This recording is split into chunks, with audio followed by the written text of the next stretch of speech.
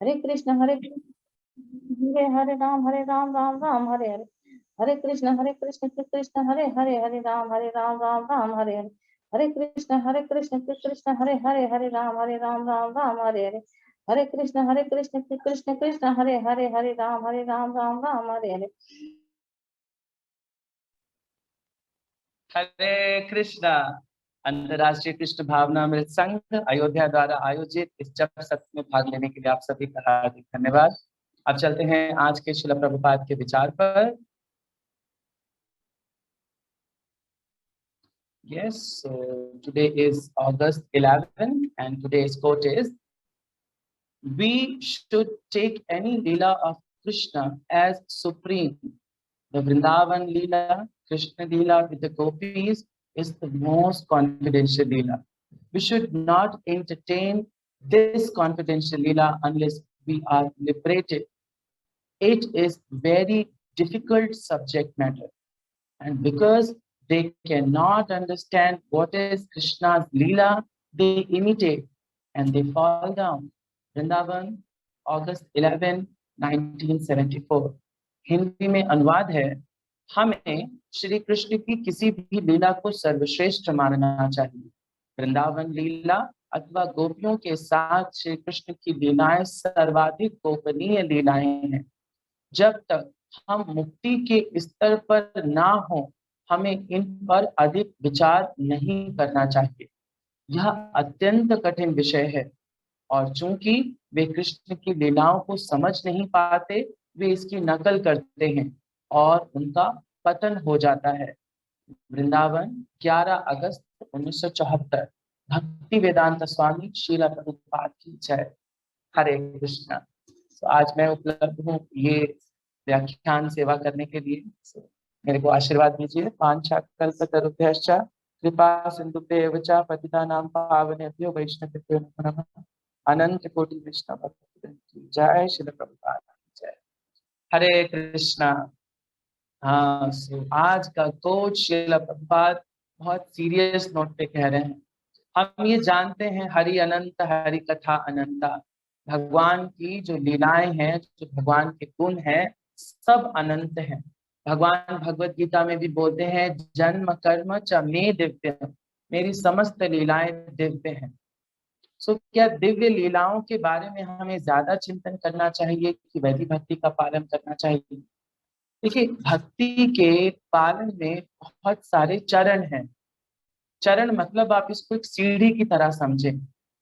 तो सीढ़ी नंबर 1 पर कदम रखे बगैर आप सीढ़ी नंबर 10 के बारे में सोच नहीं सकते, और सोचते हैं तो आप उस प्रकार का ज्ञान या उस प्रकार का अभ्यास नहीं कर पाएंगे जो आपको सीढ़ी नंबर 1 में रहकर करने के बाद, सीढ़ी नंबर 2 पे जाने के बाद, दिन 3, दिन 4, दिन 5 पे जाने के बाद आप अभ्यास की अनुभूति कर पाएंगे। तो वही श्रील प्रभुपाद बोल रहे हैं कि भगवान की सारी लीलाएं दिव्य हैं, स्पेशली राधा कृष्ण और गोपियों के साथ होने वाली जो दिव्य लीला है, जिनको हम माधुर्य लीला बोलते हैं। सो ये जो माधुर्य लीला है, इन सब के बारे में श्रील प्रभुपाद बोल रहे हैं, हमें ज्यादा चिंतन करने का आवश्यकता नहीं है ना। आप देखिए, इन जनरल जब भी कोई भागवत कथा करता है तो भागवत कथा पे सीधे कहाँ पे आ जाता है? गोपी गीत पे। गोपी गीत पे लोग डिस्कशन करना शुरू कर देते हैं, वेणु गीत पे लोग डिस्कशन करना शुरू कर देते हैं, है ना। तो ऐसे बहुत सारे हैं जिसमें गोपियों और कृष्ण के बीच का कॉन्फिडेंशियल लीला है। तो श्रील प्रभुपाद कहते हैं हम उस योग्य अभी नहीं है। मान लीजिए कोई नर्सरी के बच्चे को अगर हम एमए की बुक पढ़ाएं, पीएचडी की बुक पढ़ाएं, तो नर्सरी का बच्चा एमए और पीएचडी की बुक को पहली बात तो समझ नहीं पाएगा, और समझने का भरसक प्रयास भी करेगा तो हमेशा गलत ही समझेगा, वो तत्वता नहीं समझेगा, है ना। और भगवान बोलते हैं कि जन्म कर्म च मे दिव्यम एवं यो वेत्ति तत्वतः। तो तत्व है क्या? तत्व यही है कि भगवान के जन्म कर्म जितना भी लीला है भगवान को, उसको तत्वता समझना। तो तत्व रूप में समझने के लिए आपको पहले कृष्ण को तत्व रूप में समझना पड़ेगा। बिना कृष्ण को तत्व रूप में समझे बगैर अगर आप इन कृष्ण की लीलाओं का अभिनय करते हैं, इसको अभिनय बोलते हैं, दिस इज नॉट, ये आपका स्वाभाविक स्वरूप नहीं है। स्वाभाविक स्वरूप इतना चीप या इतना सस्ता नहीं है जो आपको इतनी आसानी से मिल जाए, वो बहुत महंगा है। कई चरण होते हैं, जैसे पहला चरण है वैदी साधन भक्ति। वैदी साधन भक्ति जिसका हम पालन अभी कर रहे हैं, इसमें कुछ यम है, कुछ नियम है।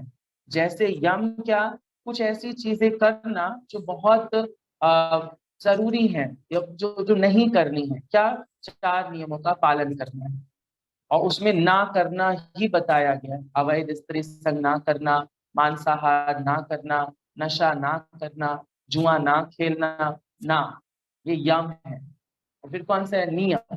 कुछ ऐसे रूल्स बनाना, कुछ ऐसे साधनों का पालन करना जो आपको भगवान का तत्वतः रूप का रियलाइजेशन करा सके, आप जिसको आत्मसात कर सको।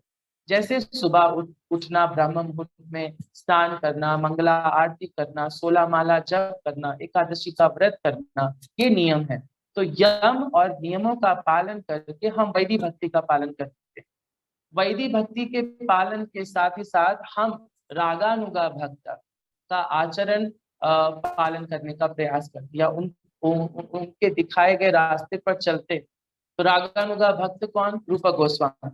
रूप गोस्वामी द्वारा दिखाए गए पथ का हम प्रदर्शन उस पे चल रहे हैं। फिर धीरे धीरे धीरे धीरे इसी में हम परिपक्व होते होते अपनी इंद्रियों को शुद्ध करेंगे।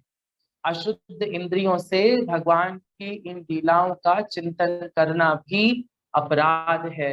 आप उसका अभिनय मात्र ही करेंगे, और इस अभिनय मात्र में आप कभी भी भगवान को तत्वता नहीं समझ पाएंगे, और एक दिन आपका फॉल डाउन हो जाएगा।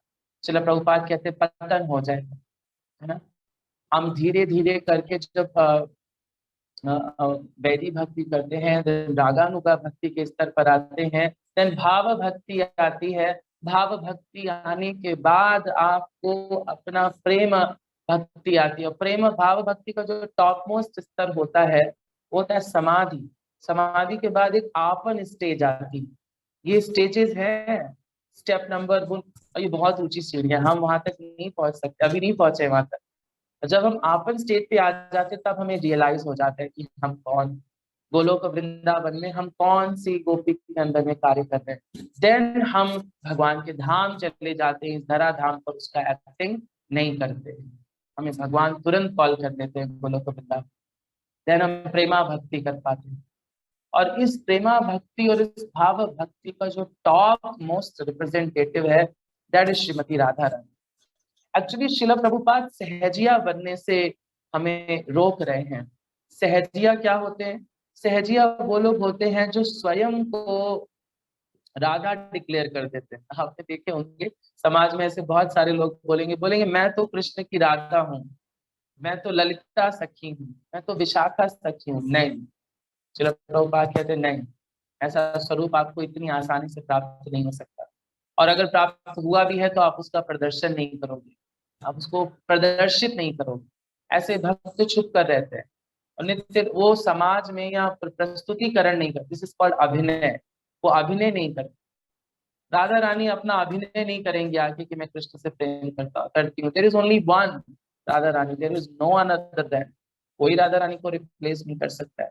श्री चैतन्य चरितामृत में भी इसकी पुष्टि करी गई। मैं आपके साथ कुछ श्लोक शेयर कर रहा हूँ। ये श्री चैतन्य चरितामृत से है। यस, मैं आपके साथ स्क्रीन पे दिखा रहा हूँ छोटा। इसमें आप समझ पाएंगे कि किस प्रकार का स्तर है, हाई स्तर क्या है और हम कहाँ पर। पहले मैं हाई स्तर आपको दिखाता हूँ। दिस इज टॉप मोस्ट स्तर। ये टॉप मोस्ट स्तर है श्री चैतन्य महाप्रभु। श्री चैतन्य चरितामृत के आदि लीला में ये 68वां नंबर श्लोक है। क्या बोल रहे हैं इसमें? इसमें बोल रहे हैं कृष्णदास कविराज गोस्वामी, आहलादि निरासार प्रेम, प्रेम सारा भाव, भावेरा प्रेम कंठा नाम महाभाव। आहलादिनी मतलब भगवान को आनंद देने वाली जो शक्ति है, उसका जो सार है वो प्रेम है। हम उस स्तर तक नहीं, हम अभी वैदिक भक्ति भी ढंग से नहीं कर पा रहे। या जब आपका ढंग से हो रहा है, आप पूरा शुद्ध नाम ले रहे हैं, अभी नहीं, ये प्रेम भाव है। प्रेम सार भाव, जो प्रेम का एक्सट्रैक्ट है वो क्या है? भाव।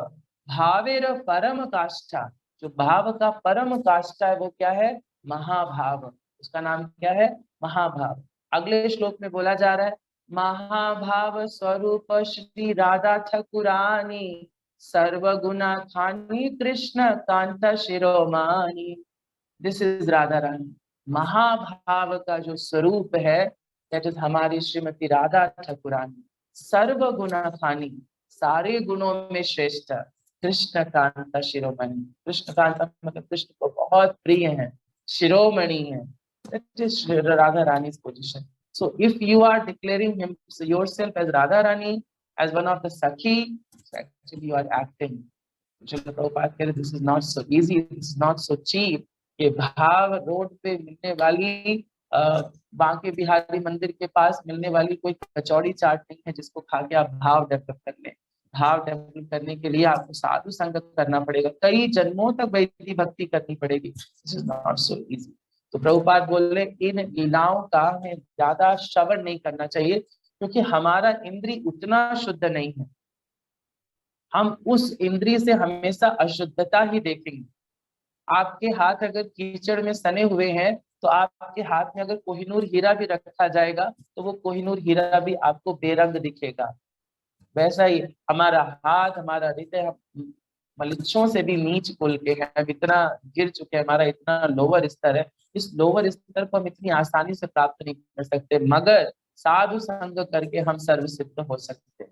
साधु संग सर्व सिद्धि है, लव मात्र साधु संग। सिर्फ थोड़ा सा साधु संग करने से हम इस शुद्धता को प्राप्त कर सकते हैं। भगवान के नाम का चेतो दर्पण मार्जनम कर करके हम हृदय को पावन कर सकते हैं। आप ये मत सोचिए कि श्रील प्रभुपाद इस कोट के थ्रू हमें हतोत्साहित कर रहे हैं, उत्साहित कर रहे हैं कि अभी बहुत कुछ करने को बाकी है।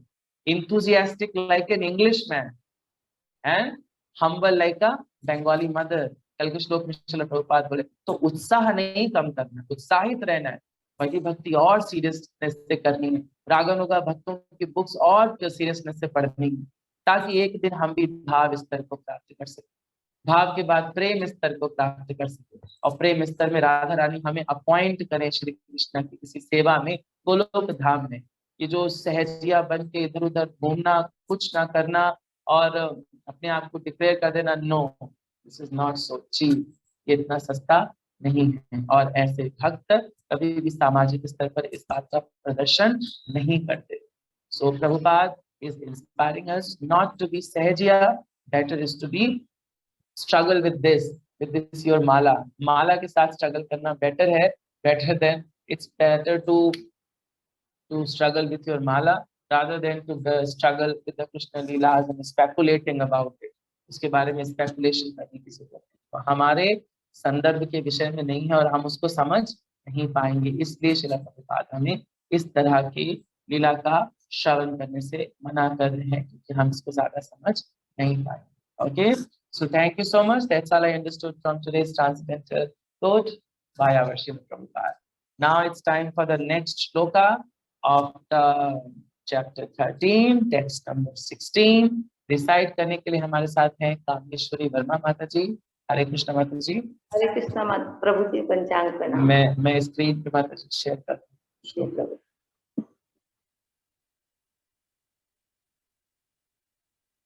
हाँ जी, स्टार्ट हाँ करूँगा। जी, हाँ जी। बहिरन्तश्च भूतानाम् अचरं चरम् एव च सूक्ष्मत्वात् तद्विज्ञेयं दूरस्थं चान्तिके च तत्। बहिरन्तश्च भूतानाम् अचरं चरम् एव च सूक्ष्मत्वात् तद्विज्ञेयं दूरस्थं चान्तिके च तत्। बहिरन्तश्च भूतानाम् अचरं चरम् एव च सूक्ष्मत्वात् तद्विज्ञेयं दूरस्थं चान्तिके च तत्। अर्थात परम सत्य जड़ तथा जंगम समस्त जीवों के बाहर तथा भीतर स्थित हैं। सूक्ष्म होने के कारण वे भौतिक इंद्रियों के द्वारा जानने या देखने से परे हैं। यद्यपि वे अत्यंत दूर रहते हैं, किंतु हम सबों के निकट भी हैं। श्रीमद् भगवद गीता यथारूप की जय। जगत गुरु श्री प्रभुपाद की जय। हरे Krishna. Thank you so much, Bhakti. Hare Krishna. Yes. So, Shri Prabhupada की जय, श्रीमद् भगवद गीता की जय। तो आज के श्लोक में परमात्मा तत्व की ही व्याख्यान किया जाता है। परमात्मा तत्व को एक्सप्लेन किया जा रहा है। क्या बोला जा रहा है? परमात्मा तत्व हमारे अंदर भी है। किस रूप में? परमात्मा रूप में, क्षीरोदक्षाई विष्णु के, गर्भोदक्षाई विष्णु के, सॉरी क्षीरोदक्षाई विष्णु के रूप में, है ना। और हमारे आसपास, हमारे बाहर, इन सब मैटर में, स्पोन में भी परमात्मा, हर एक अणु में परमात्मा, है ना। हम नरसिंह स्तुति गाते हैं ना, बहे नरसिंगार हृदये नरसिंगा, यतो यतो यामि ततो नरसिंहा, है ना। बहे नरसिंहा हृदये नरसिंहा, बाहर भी नरसिंह है, हृदय भी नरसिंह है। यतो यतो यामि ततो नरसिंहा, मैं जहां जहां देखूं वहां वहां नरसिंह है। मतलब Narayan, Narayan Narsingh Krishna is not different, they are same. हर जगह नरसिंह है, हर जगह नारायण है, हर जगह कृष्ण है। बट हमें क्यों नहीं दिख रहे हैं? हैं हमारे पास भी, हैं हमसे बहुत दूर भी, रहते गोलोक वृंदावन में भी हैं, और हमारे पास में अर्चा विग्रह फॉर्म में भी है, हमारे हृदय में परमात्मा स्वरूप भी है, और हमारे पास भी है। तो जब हम इन चीजों को, और साथ ही साथ बोला गया है कि भगवान बहुत सूक्ष्म है, सूक्ष्म भी है, विराट भी है ना। भगवान दोनों रूपों में हमारे पास एक है।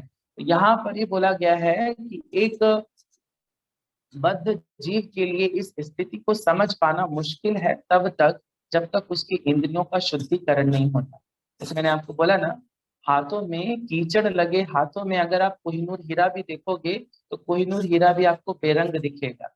या कभी कभी होता है ना, आंखों में कट्रैक्ट हो जाता है। कट्रैक्ट का मतलब हिंदी में होता है मोतियाबिंद। मोतियाबिंद का अगर जाला आपकी आंखों में पड़ा है तो दुनिया आपको धुंधली दिखेगी। इसका मतलब ये तो नहीं कि दुनिया धुंधली है, दुनिया तो एज इट इज साफ है। वैसे ही हमारी आंखों में माया जाल पड़ा हुआ है, भौतिक इंद्रियां, भौतिक भोग, काम, लोभ, मत मत्सर का जाला पड़ा हुआ है। तो इस जाले को साफ किए बगैर आप भगवान को नहीं देख सकते। भगवान है आपके पास भी, अंदर भी है, बाहर भी है, सूक्ष्म भी है ना। लिखा है सूक्ष्म होने के कारण वे भौतिक इंद्रियों द्वारा जानने या देखने के परे हैं। भगवान इतने सूक्ष्म है। ऐसे बहुत सारे लोग कहते हैं ना, दिखाओ भगवान, भगवान है तो दिखाओ। बोल देते कण कण में भगवान, कण कण में भगवान है तो दिखाओ, है ना।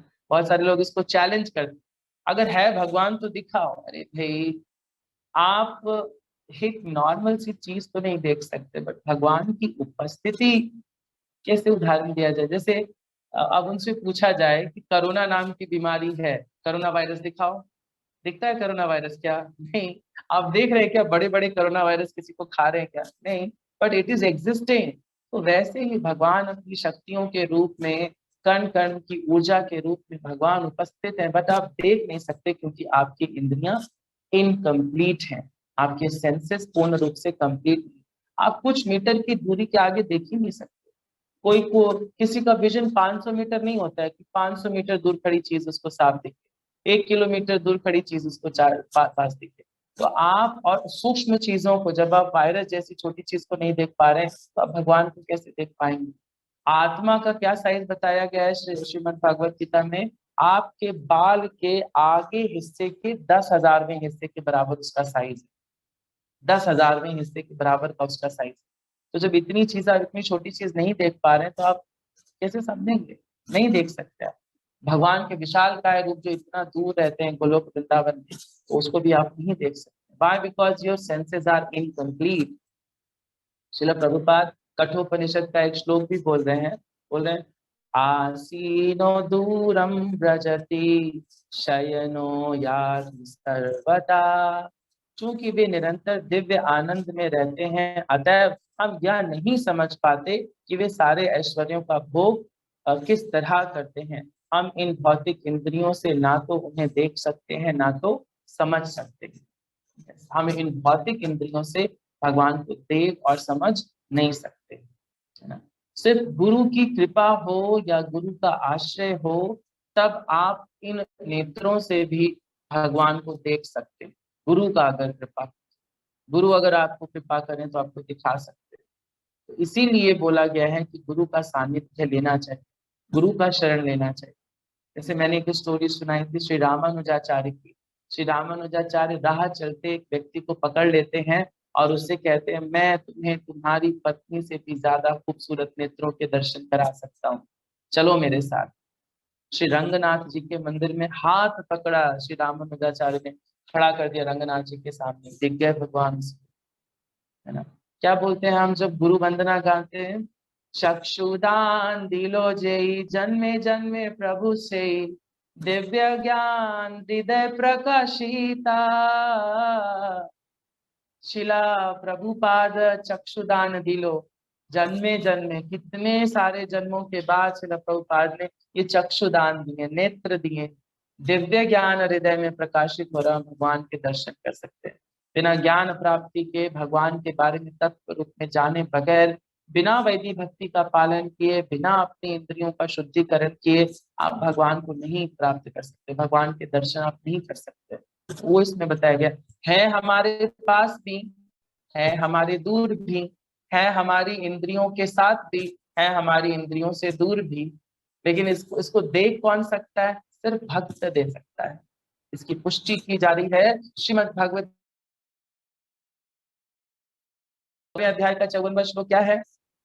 बोलते हैं, भक्त्या त्वनन्या शक्या अहमेवं वम विधो अर्जुना ज्ञातुम द्रष्टुम च तत्वेन, तत्वेन इज वेरी इंपॉर्टेंट, तत्वेन प्रवेष्टुम च परंतपा। बोल रहे, हे अर्जुन, केवल अनन्य भक्ति द्वारा मुझे उस स्वरूप में समझा जा सकता है जिस रूप में मैं तुम्हारे सामने खड़ा हूँ। किस रूप में? यम श्याम सुंदरम अचिंत्य गुणा स्वरूपम, श्याम सुंदर रूप में, द्विभुज रूप में आप तभी समझ सकते हो। इसी प्रकार मेरा साक्षात दर्शन भी किया जा सकता है, केवल इस विधि से तुम ज्ञान के रहस्य को पा सकते हो। कौन सी विधि? जो हमारे गुरुजन हमें बता रहे। क्या? सबसे पहले इंद्रियों का शुद्धिकरण करो, शुद्ध करो। बहुत सारे साधन हैं इंद्रियों को शुद्ध करने के, जैसे आप देखें ना, कर्म योग था, ज्ञान योग था, अष्टांग योग था। इन सभी योगों को प्राप्त करके भी हम शुद्धिकरण, बस इसमें इंद्रियों का संकुचन होता है। लेकिन कृष्ण भावनामृत एक ऐसी विधि है जिसमें आप इंद्रियों को भगवान की सेवा में रमा देते हैं। और कोई भी चीज, जैसे पारस मणि होता है ना, पारस मणि के कांटेक्ट में अगर कोई पत्थर भी आता है तो सोना बन जाता है।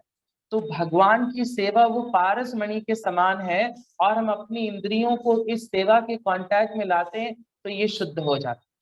शुद्धिकरण की विधि है। आप कितने भी पतित क्यों ना हो, आप कितने भी कलमश क्यों ना लिए हो, गंगा में एक बार स्नान करने से सर्व पाप मुक्त हो जाते। उसी प्रकार भगवान की भक्ति करने से समस्त पाप मुक्त हो जाते। भगवान खुद बोलते हैं, सर्वधर्मान परित्यज्य माम एकम शरणम प्रजा। ये विधि है। क्या? माम एकम शरणम प्रजा, सिर्फ मेरा ही शरण लो, वैदिक भक्ति का पालन करके, यम नियमों का पालन करके, 4 नियमों का पालन करके। क्या क्या करना है? गुरु का आश्रय लेकर, तत् कर्म प्रवर्तनात्, यानी जो जो गुरु हमारे कर्म नियम बता रहे हैं उनको पालन कर आप मुझे जान सकते हो, मेरे शरणा। और फिर क्या बोलते? अहम त्वम सर्व पापेभ्यो मोक्षयिष्यामि मा शुचा। डरो मत, भगवान कह रहे हैं, बात डरने की कोई भी बात नहीं है।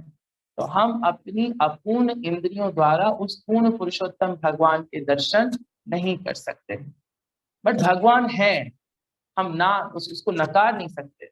भगवान हर जगह पर है। हमारे मोबाइल के जूम के इस प्लास्टिक मटेरियल में, या जो भी इसका मटेरियल है, इस मटेरियल के हर एक एटम में परमात्मा स्वरूप में भगवान है। मेरे हृदय में भगवान है, कामेश्वरी माता जी के हृदय में भगवान है, ज्ञानेश्वरी माता जी के हृदय में भगवान है, पीछे जो पोस्टर है सबके हृदय में भगवान है। इतो नरसिंगा परतो नरसिंगा यतो यतो यामी ततो नरसिंगा। हर जगह नारायण रूप में भगवान उपस्थित है। और स्वरूप, सिद्ध स्वरूप जो उनका नित्य धाम है, गोलोक वृंदावन। बट देखने के लिए आपको क्या चाहिए? इंद्रियों का शुद्धिकरण। और इसमें शिला प्रभुपाद ब्रह्म संहिता का भी उच्चारण करते हैं, बोलते हैं ब्रह्म संहिता में इसकी पुष्टि की गई है कि परमेश्वर के लिए जिस भक्त में प्रेम उपज चुका है वह निरंतर उनका दर्शन कर सकता है। कैसे प्रेम, कौन सा श्लोक है, आप बहुत बार बोला जाए वो क्या, प्रेमांजन चुरित भक्ति विलोचनेन संता सदैव हृदयेषु विलोकयन्तीं यं श्याम सुंदरमचिन्त्य गुण स्वरूपं गोविंदमादि पुरुषं तमहं भजामि। प्रेमांजन चुरित भक्ति विलोचनेन, विलोचन का मतलब नेत्र। तो जब आप भक्ति की पराकाष्ठा को प्रेम करते हैं तब गुरु की कृपा से आपकी आंखों में अंजन लग जाता है। अंजन का मतलब होता है काजल। किसका काजल? प्रेम का काजल। तो जब भक्ति से बने हुए इन नेत्रों में प्रेम का काजल लग जाता है तो इन काजलों से, इन काजल वाले नेत्रों से संता सदैव हृदयेषु विलोकयन्ति। विलोकयन्ति का मतलब होता है देखना, सदैव का मतलब हमेशा। कौन? संता। संता मतलब भक्त, जिसने ये भक्ति रूपी नेत्र प्राप्त किए हैं और उसमें प्रेम रूपी काजल लगा दिया। इन नेत्रों से आप किस रूप को देखेंगे? यम श्याम सुंदरम अचिंत्य गुणा स्वरूपम, अचिंत्य गुणा स्वरूपम यम श्याम सुंदर को आप देखेंगे। जैसा अर्जुन को बता रहे हैं भगवत गीता में कि उसी रूप को देख पाता है जिस रूप को आप इस टाइम मुझे मेरे सामने देख रहे हैं। ये है ना? एक वो सूरदास जी का आता है, वो इन्हीं नेत्रों के बारे में कहा गया है। कागा सब तन खाइयो मेरा चुन चुन खाइयो मांस, बस ये दो नैना ना खाइयो उन्हें पिया मिलन की आस। So, वो कौन से पिया है? That is Krishna. और ये नेत्र कौन से नेत्रों को छोड़ने की बात करी जा रही है? भक्ति के नेत्र, जिसमें प्रेमांजन लगा हुआ है। कोई भी भौतिक अशुद्धि इसको अशुद्ध नहीं कर सकती है। क्यों? क्योंकि आप प्रेमा भक्ति को प्राप्त कर चुके हैं और इस प्रेमा भक्ति के स्तर पे भगवान के दर्शन आपको हर जगह होंगे। श्री चैतन्य महाप्रभु जब श्री राधा रानी के स्वरूप में अवतरित होते हैं तो वो पत्थर को देखकर भी रोने लगते हैं। एक सर्प को गले लगा लेते हैं, बोलते इसमें कृष्ण है। उनको हर जगह कृष्ण दिखते हैं। दिस इज गोपी भाव। ये बहुत हाई स्टैंडर्ड की चीज है। बट सबसे पहले मैं आपको हाई स्टैंडर्ड की चीज बता रहा हूँ, इसका मतलब ये इसकी प्रैक्टिस करना शुरू कर दीजिए। प्रैक्टिस नहीं करना, प्रैक्टिस हमें क्या करना? वैदिक भक्ति, गुरु के सानिध्य में रहकर जो हमें बोला जा रहा है, ज्यादा भाव स्तर पे जाने की जरूरत है। भाव ये आपका अभी बनावटी, असली भाव आपका स्वतः प्रज्वलित होगा और आपको पता ही नहीं लगेगा आप कब राधा कुंड में जाकर भजन करने लगे। राधा कुंड श्री उपदेशामृत में टॉप मोस्ट प्लेस बताया गया है भजन करने के लिए, लेकिन भजन करने की जो स्थली है, ये जो स्थान है, ये उन्हीं भक्तों के लिए बताया गया है जो रागानुगा भक्ति की पराकाष्ठा को प्राप्त कर चुके हैं, जो भाव स्तर पर है और प्रेम स्तर की तरफ अग्रसित है। This is very important. So वैदिक भक्ति का पालन करने वाले व्यक्ति को ऐसा कतई भी अभिनय नहीं करना चाहिए। तो वही आज के श्लोक में बता रहे हैं, भगवान पास भी हैं, दूर भी हैं, हमारी सूक्ष्म भी हैं, बहुत विस्तारित भी हैं। हम अपनी अशुद्ध इंद्रियों से भगवान को कभी भी नहीं देख सकते हैं। गुरु का सानिध्य प्राप्त करेंगे तो जरूर एक दिन भगवान के दर्शन होंगे, जरूर उन भक्ति रूपी नेत्रों का चक्षु देंगे। चक्षुदान दिलो जय जन्मे जन्मे प्रभु से, ये जो प्रभुपाद है हमारे, हमें दिव्य ज्ञान देंगे, हमें ऐसे चक्षु देंगे जो भक्ति के होंगे और प्रेम का अंजन इनमें लगा होगा, जिससे हम सदैव भगवान का दर्शन कर पाएंगे। Okay, so thank you so much. That's all I understood from today's transcendental purpose written by our beloved Srila Prabhupada. Now it's time for the next shloka. Next shloka रहेगा श्रीमद् भगवद गीता के 13वें अध्याय का 17वां श्लोक। Fastest finger first. ओके, मेरे question पहले entries हो गया।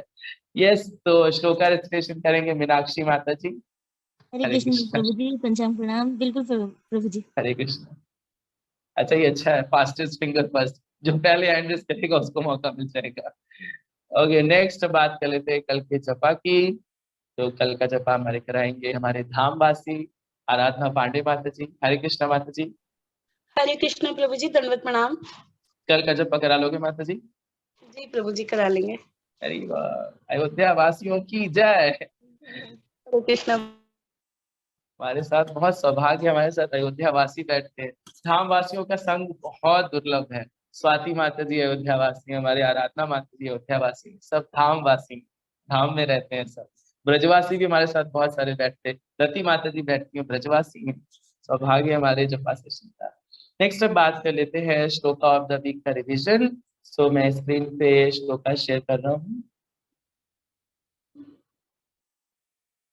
Yes, we are reading from Srimad Bhagavad Gita as it is, chapter 8, text number 6. मेरे पीछे पीछे दोहरा सकते हैं। यम यम वापि स्मरन् भावम त्यज्यन्त्यन्ते कलेवरम तम तम एवैति कौन्तेय सदा तद्भाव भावितः। यम यम वापि स्मरन् भावम त्यज्यन्त्यन्ते कलेवरम तम तम वैति कौन्तेय सदा तद्भाव भावितः। यम यम वापि स्मरन् भावं त्यज्यन्त्यन्ते कलेवरं तम तम वैति कौन्तेय सदा तद्भाव भावितः। श्रीमद् भगवद गीता यथारूप की जय, श्रील प्रभुपाद की जय। So thank you so much. That's all we have in today's morning japa session. So information again, those repeated information. The first information is for Mayapur camp. Mayapur camp के लिए अगर आपने registration नहीं कराया, so please make it fast and do participate in Janmashtami services. Janmashtami का हम उत्सव करने वाले हैं। So 19 अगस्त को बहुत महत्वपूर्ण दिवस है। कल आपके ग्रुप में एक मैसेज आया होगा इस ग्रेट षडभुज गॉड प्रभु जी की तरफ से। षडभुज गौर प्रभु जी ने ये मैसेज मुझे भेजा और मैंने यहाँ आप सबको ग्रुप में भेज दिया। तो षडभुज गौर प्रभु जी ये मैसेज आप बात कर सकते हैं प्रभु जी से। प्रभु जी चाहते हैं कि आप सबको किसी न किसी सेवा में अपॉइंट किया जाए। वाई? बिकॉज कोई साधारण उत्सव नहीं है। हम जिसके अनुयायी हैं, जिसकी प्राप्ति के लिए हम इतना प्रयास कर रहे हैं, इतने सारे रूल्स को मान रहे हैं, तो उनके लिए हम क्या कर सकते हैं? कॉल करिए षडभुज गौ प्रभु जी को, मैसेज करिए प्रभु जी को, पूछिए प्रभु जी हम क्या कर सकते हैं, हमें बताइए। जैसे बोला गया है ना कि यद यद आचरति श्रेष्ठ, जैसे जैसे श्रेष्ठ लोग होते हैं हमें उसका आचरण करना चाहिए। तो हिज ग्रेस षडभुज गौर प्रभु जी जो हमारे इस्कॉन अयोध्या के अध्यक्ष हैं, हमारे बहुत ही ज्यादा प्रिय हैं, आप सबके बहुत ज्यादा प्रिय हैं। तो उनकी तरफ से ये मैसेज आया था। तो मैसेज में अभी फिर से सर्कुलेट कर दूंगा। ये षडभुज गौर प्रभु जी मुझे पर्सनली पूछा था, तो मैंने कॉल करके पूछा प्रभु जी मेरे को क्या करना है। उसने बहुत सारे सेवाएं बताएं। तो वैसे आप लोग भी ये सौभाग्य प्राप्त कर सकते हैं। सेवा करने से हमारा शुद्धिकरण होता है, हम अपनी इंद्रियों को भगवान की सेवा में रमा सकते हैं। तो ये हम अपने मन से नहीं कर सकते, हमें सीनियर आचार्यों से पूछना चाहिए। और ये बड़ा लविंग है, बड़ा प्रेममयी संबंध है कि सीनियर आचार्य अपनी तरफ से मैसेज कर रहा है कि आप पूछिए मुझसे। तो वैसे ही षडभुज गौर प्रभु जी आपसे पूछ रहे हैं कि क्या कर सकते हैं आप भगवान की सेवा। कॉल हिम, टेक्स्ट हिम, मैं मैसेज को रिप्लाई करता हूँ, फिर से सेंड करता हूँ। Okay, so thank you so much. That's all we have in today's morning japa session. One more information regarding tomorrow's, कल बलराम जयंती है, बड़ा महत्वपूर्ण दिवस है। भगवान बलराम का आविर्भाव दिवस है। बलराम जो संकर्षण है, हमारे श्री भगवान के प्रथम अंशा इनकारनेशन एक्सपेंशन है, जब भगवान इस भौतिक जगत को अवतरित करते हैं या समस्त आध्यात्मिक जगत को जब अवतरित करते हैं, तो बलराम का सबसे पहले एक्सपेंशन करते हैं। तो कल उनका आविर्भाव दिवस है, बलराम जयंती है, बहुत अच्छे से मनाएंगे। कल हम रिक्वेस्ट करेंगे किसी सीनियर वैष्णव से बलराम कथा करने के लिए। ओके, कृष्ण कथा बलराम कथा सेम, कोई अंतर नहीं है। Okay, so thank you so much. This is Vaibhav Chaitanya Das thanking you all for participating. Hare Krishna, Srila Prabhupada ki jai, Iskon Ayodhya ki jai.